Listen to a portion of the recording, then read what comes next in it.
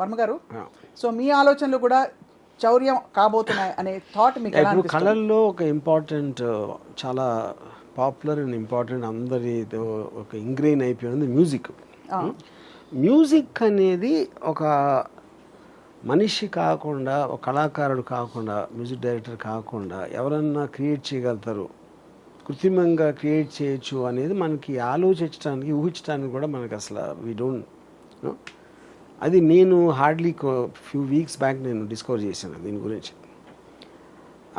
అంటే ఒక ఆల్మోస్ట్ మన జాదూ టోన్ అంటారు కదా, అవును, ఒక లిరిక్ ఇచ్చి పాట అంటే 15 సెకండ్లో పాట ఇచ్చేసి, అది బాగాలేదంటే ఇంకోటి ఇచ్చేసి, మిస్ నాకు ఈ టైప్లో కావాలి, ఫాస్ట్గా కావాలి, స్లోగా కావాలి, ఎలాంటి ఇది ఇచ్చినా పాట ఇచ్చేస్తాను. అది ఎలాగ పాసిబుల్ అంటే ఇప్పుడు singer voice, music, everything is generated artificially. So అప్పుడు నెక్స్ట్ ఏమవుతుందంటే, అంటే అప్పుడు ఏంటి, నేను ఒక మ్యూజిక్ డైరెక్టర్తో మాట్లాడితే తను ఏదో ఒక కాంపిటేటివ్ మ్యూజిక్ డైరెక్టర్ లాగా అని ఫీల్ అయ్యాడు. అంటే ఏఐ అది ఏదో మెషిన్ అండి, ఏదో చెత్త చెదారం వేస్తుంది. ఇప్పుడు చెత్త చెదారం కాదు, అదేంటంటే ఇప్పుడు మామూలుగా నేను ఒక మ్యూజిక్ డైరెక్టర్ దగ్గరికి వెళ్ళాను అనుకోండి, నేనేమంటాను, సరే నా సాంగ్లో సిచ్యువేషన్ ఇదండి, నాకు ఇలాంటి సాంగ్ అనేది ఒక రిఫరెన్స్ పాయింట్, ఏదో ఇలాంటివి చెప్తాను, 4-5 బ్రీఫ్స్. తను ఏదో ఒక ట్యూన్ చేస్తాడు, ఈ ట్యూన్ ఇలా అనుకోవట్లేదు, ఇది ఏదో నేను ఇంకోటి ఏదో చెప్తాను, మళ్ళీ తను ఏదో అంటాడు. దాని తర్వాత ఓకే అనుకుంటే చలనం చేసి దాన్ని మళ్ళీ దానికి ఒక మ్యూజిక్ రికార్డింగ్ చేసి సింగర్ని పిలిచి అది ఇది మొత్తం ఈ మొత్తం తతంగాన్ని అది 15 సెకండ్లు చేస్తాను. ఇది ఒక పాయింట్. అప్పుడు నెక్స్ట్ పాయింట్ ఏంటి, అది బాగా చేస్తుంది అంటే, బాగా చేస్తుంది ఎవరి దృష్టిలో బాగా చేస్తుంది అది, అంతే కదా. ఇప్పుడు ప్రతి వాళ్ళకి టేస్ట్ డిఫరెన్స్ ఉంటుంది కదా. అప్పుడు నేను సేమ్ థింగ్, నేను నిజమైన మ్యూజిక్ డైరెక్టర్ కూడా నాకు బాగాలేదు ఈ సాంగ్ అని చెప్తే ఇంకోటి చేస్తాను అంటాడు, మళ్ళీ ఇంకొక అది ఆ టైం పీరియడ్ అంత అవుతుంది. ఓకే, సో ఇప్పుడు మీకు నచ్చే వరకు 15 సెకండ్లకు ఒక పాట ఇచ్చేసి మీరు చెప్పిన దాంతోనే మీకు ఏదో ఒకటి నచ్చుతుంది కదా కొంతసేపు అయ్యాక. సేమ్ థింగ్ మ్యూజిక్ డైరెక్టర్ అయినట్టే. అవును, అంతే కదా. అప్పుడు మ్యూజిక్ డైరెక్టర్ తను ఏమన్నాడంటే, ఇప్పుడు ఒక యావరేజ్ మ్యూజిక్ డైరెక్టర్, అంత విషయం లేని మ్యూజిక్ డైరెక్టర్కి హెల్ప్ అవుతుంది అన్నాడు. నేనేమన్నా అండి, ఇది మ్యూజిక్ డైరెక్టర్ లేకుండా చేస్తుంది, ఇది మ్యూజిక్ డైరెక్టర్ హెల్ప్ కాదు. అట్ ద మోస్ట్ ఏంటంటే ఫైనల్గా మ్యూజిక్ అంటే ఏంటి, టేస్ట్ అది అంతే. ఇప్పుడు క్షణక్షణం పాటలు చాలా డిఫరెంట్గా ఉంటాయి. ఉదాహరణ చెప్తున్నా, లేకపోతే ఇంకో సినిమాకి ఏదో, లేకపోతే రోజాలో మణిరత్నం టేస్ట్ వేరే ఉంటుంది, నాది వేరే ఉంటుంది రంగీలాలో. సో ఒక డైరెక్టర్ కానీ, మ్యూజిక్ డైరెక్టర్ కానీ, ఎవరన్నా విన్నోడు కానీ, వాడి టేస్ట్ అనేది మ్యాటర్ అవుతుంది అక్కడ. అవును. అప్పుడు ఏ ఇచ్చిన మ్యూజిక్ని మీరు మీ టేస్ట్లో మీకు ఏమి నచ్చుతుంది అనేది యాక్చువల్ పాయింట్. అది మీ టేస్ట్ ప్రకారం ఏది మీకు ఓకే అవుతుంది. ఇప్పుడు మీకు ఫర్ ఎగ్జాంపుల్ కర్ణాటక సంగీతం ఇష్టం, నాకు లేదు. అవును. అప్పుడు నాకు కర్ణాటక రాగంలో ఇస్తే నేను కాదంట. కానీ మీరు చెప్పేటప్పుడే నాకు ఈ స్టైల్లో కావాలి, వాల్స్లో కావాలి, హార్డ్ రాక్ కావాలి, లేకపోతే ఎక్సా వయ్య ఉన్న మ్యూజిక్ స్టైల్స్లో మీరే ఇస్తున్నారు దానికి ప్రాంప్ట్ ఏ స్టైల్లో కావాలో ఆ సాంగ్ అని. సో ఇక్కడ ఈ పాయింట్ మీరు చెప్తున్నది ఎలాబరేట్ చేస్తే బిగ్గెస్ట్ బెనిఫిట్ ఏంటి, కాస్ట్ కటింగా, టైం సేవింగా, లేక? Obviously cost and time saving, అది ఆబ్వియస్. కానీ ఇంకా పెద్ద ఏంటంటే మ్యూజిక్ ఇండస్ట్రీ చచ్చిపోతుంది. ఇప్పుడు ఈ మ్యూజిషియన్స్ ఎందుకు నేర్చుకుంటారు మ్యూజిక్ అసలు?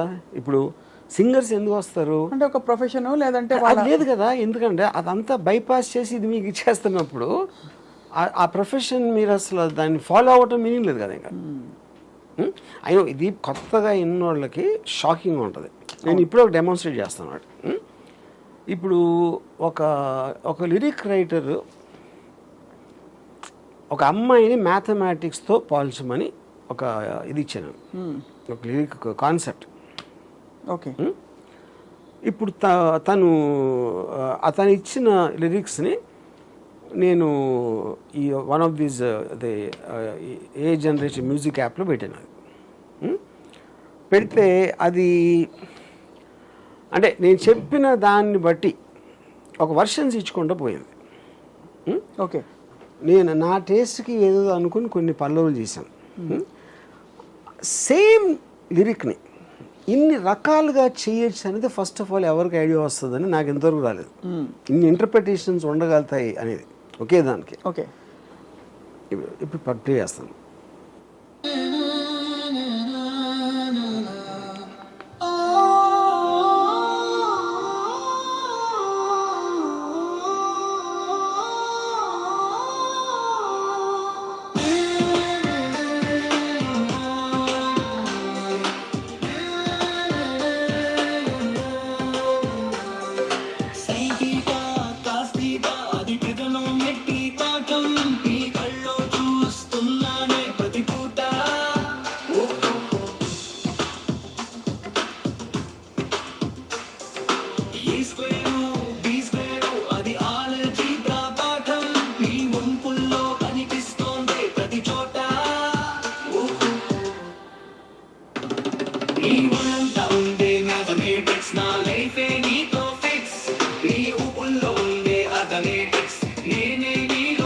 ఇదొకటి.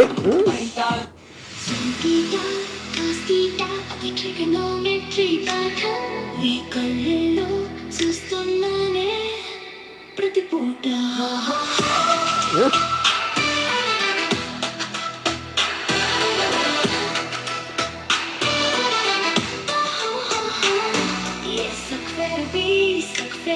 అది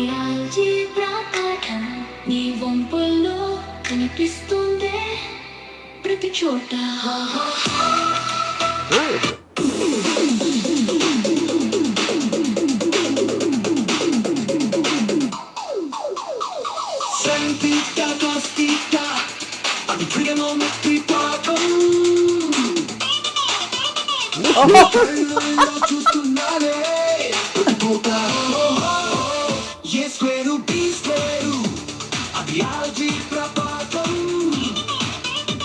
నీ వంపుల్లో కనిపిస్తుందే ప్రతి చోట.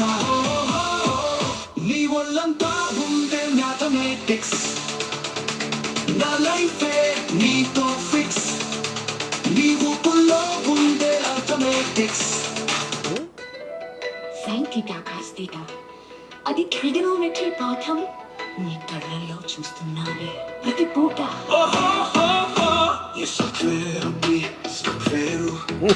అది ఆల్జీబ్రా పాఠం నీ ఊపుల్లో కనిపిస్తుంది. ఒక లక్షణంగా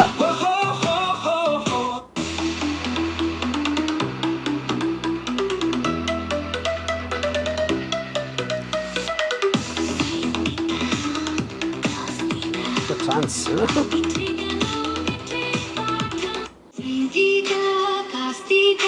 ట్రిగనోమెట్రీ పాఠం నీ కళ్ళల్లో చూస్తున్నానే ప్రతి పూట. అది ఆల్జీబ్రా పాఠం నీ వంపుల్లో కనిపిస్తోందే ప్రతి చోట. సో ఇప్పుడు మీకు 6 వినిపించాను, అది 100 ఇస్తుంది, 200 ఇస్తుంది variations, and all of them each of them in 15-10 seconds. ఇప్పుడు వాయిస్ మ్యూజిక్ ఎవ్రీథింగ్ జనరేట్ చేస్తే ఇప్పుడు నిజంగా ఉన్న ఆర్టిస్టులు ఏమవుతారు, ఏం చేస్తారు వాళ్ళు? తప్పకుండా That is the అది point. That is ఆలోచించాల్సిన the విషయం. point. అదే Yeah. అంటే 10-15 సెకండ్లలో ఈ క్వాలిటీ అంటే ఒక ట్రాక్ ప్రొడ్యూస్ చేయడానికి మినిమం ముందు అసలు వాళ్ళ కళాత్మకత వాళ్ళ క్రియేటివిటీ అన్ని వచ్చేసరికి మినిమం 4 hours 2 గంటలైనా పడుతుంది. మీకు మొత్తం ప్రాసెస్ అంతా ఒక సాంగ్ ఇన్సెప్షన్ నుంచి ఫైనల్ ట్రాక్ రావడానికి 1 month పడుతుంది. 15 days to 1 month will be the time taken generally. కానీ సో ఇప్పుడు ఏమంటారు మీరు, అరే కదా ఏదేదో ఇచ్చారు, ఏదేదో కాదు, ఏదేదో ఇస్తాను కరెక్టే. ఇప్పుడు నేను ఉదాహరణకి నేను ఒకటి అనుకున్నా ఇది బాగుందని వచ్చిన ఇన్ని వర్షన్స్లో, నేను ఒక 10 మందికి వినిపిస్తే ఎవరెవరికి వేరే తెచ్చింది, ఎందుకంటే టేస్ట్ అందరిది ఒకటే ఉండదు కదా. అవును, మీకు నచ్చిన కొన్ని పాటలు ఫెయిల్ అవుతాయి, మీకు నచ్చని పాటలు సక్సెస్ అవ్వచ్చు.